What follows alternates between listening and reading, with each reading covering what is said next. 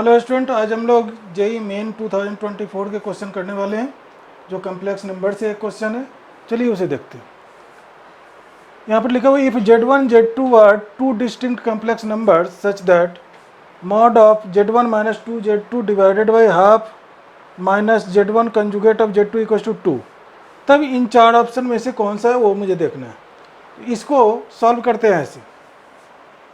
यहाँ पर mod of z1 minus 2 z2 by half minus z1 conjugate of z2 equals to 2 दिया हुआ है।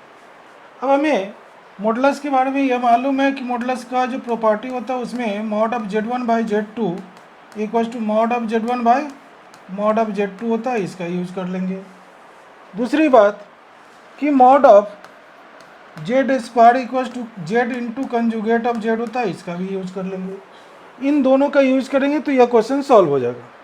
तो पहले क्या करना है, हमें क्रॉस करना है। मतलब यहाँ पर इसको ऐसे लिख सकते हैं mod of z1 minus 2 times z2 divided by 1 mod of 1/2 minus z1 conjugate of z2 equals to 2। पहले वाले प्रॉपर्टी का यूज कर लिया। अभी इसे क्रॉस मल्टीप्लिकेशन करेंगे तो यहाँ आ गया mod of z1 minus 2 z2 equals to 2 times half minus z1 conjugate of z2 का मॉडुलस। अब ये 2 जो कांस्टेंट है, ये 2 अंदर भी जा सकता है, तो उसे अगर अंदर मल्टीप्लाई करें तो यह लिखेंगे ऐसे 2 into 1/2 that is 1 minus 2 z1 conjugate of z2, यह हो गया mod of z1 minus 2 z2 के इक्वल। अब अपने पास क्या है, तो इन दोनों को स्क्वायरिंग कर लेते हैं। जैसे ही स्क्वायरिंग करेंगे तो आएगा mod of z1 minus 2 z2 whole square equals to mod of 1 minus excuse me 2 z1 z2 conjugate का स्क्वायर। अब ये जो प्रॉपर्टी है यहाँ पर mod z square equals to z into conjugate of z, इसका यूज करते हैं।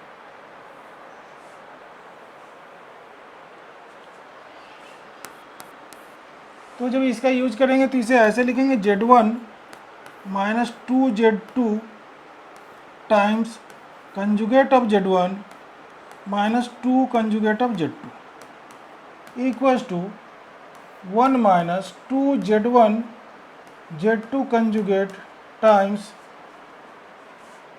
1 माइनस 2 z1 कंजुगेट और z2 ऐसा लिख देंगे। क्यों?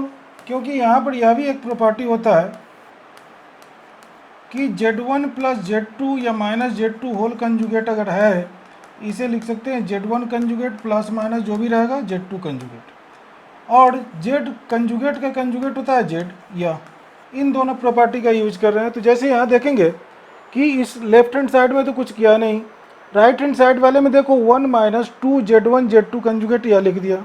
फिर इसका कंजुगेट लिखना है तो z1 का कंजुगेट तो यहाँ हो गया कंजुगेट ऑफ z1, लेकिन z2 ऑलरेडी कंजुगेट में है तो कंजुगेट का कंजुगेट क्या होगा, z2 हो जाएगा। इस तरह से लिख दिया। अब इसे मल्टीप्लाई मतलब ब्रैकेट ओपन करेंगे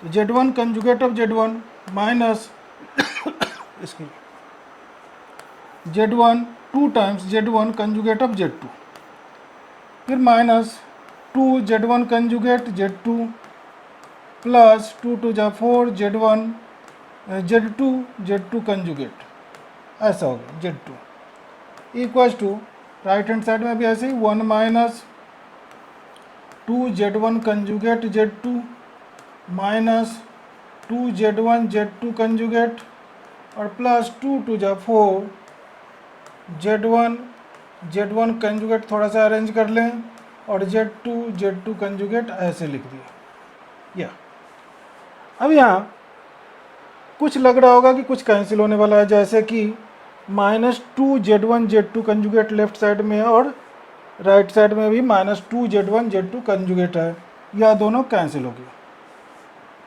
minus 2 z1 z2 conjugate z2 है, यह भी इधर है, यह भी कैंसिल हो गया। अब जो बच गया उस सभी को लेफ्ट में ले आते हैं, तो यहाँ पर लिख सकते हैं ऐसे z1 conjugate of z1 minus 1 plus 4 z2 conjugate of z2 minus 4 Z1 conjugate of Z1 Z2 conjugate of Z2 equals to 0, ऐसा लिख दिया।